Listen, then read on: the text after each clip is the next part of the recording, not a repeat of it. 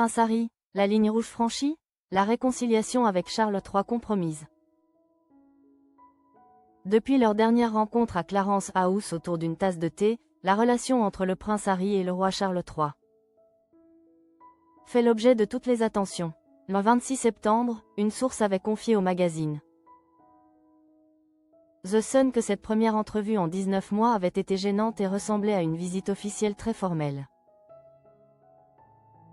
Le 28 septembre, la journaliste Rebecca English a apporté de nouvelles précisions dans les colonnes du Daily Mail. Elle écrit « Le roi Charles est perplexe face aux affirmations du prince Harry », soulignant ainsi le contexte tendu et délicat dans lequel se déroule cette tentative de réconciliation familiale.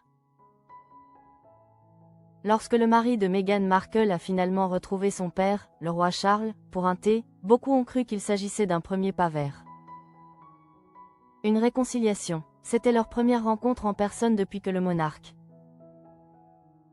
avait été diagnostiqué d'un cancer début 2024. Très peu de détails ont été révélés sur cette rencontre.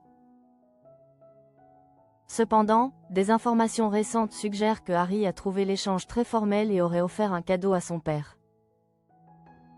Ce geste a poussé le prince à publier un communiqué cinglant via son porte-parole. Il y affirmait que certaines sources cherchent à saboter toute réconciliation entre père et fils.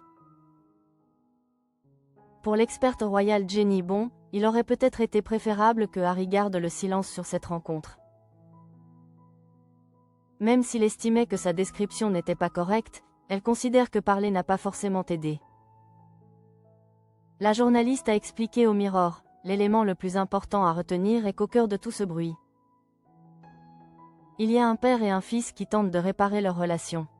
C'est une tâche difficile et délicate. Elle ajoute que seuls Charles III, Harry et leur cercle proche savent ce qui s'est réellement passé à Clarence House. Face aux rumeurs, le père d'Archie et Lilibet aurait demandé à son équipe de rectifier certains points. Jenny Bon estime que résister à cette provocation aurait été préférable. Chaque déclaration attire davantage l'attention sur cette rencontre privée. La monarchie rappelle que des collaborateurs travaillent en coulisses pour préserver et renforcer cette relation familiale sensible. Nous ne savons absolument rien de ce qui a été dit, de ce qu'ils ont ressenti, de l'atmosphère de la rencontre. Et c'est ainsi que cela doit rester, conclut Jenny Bon.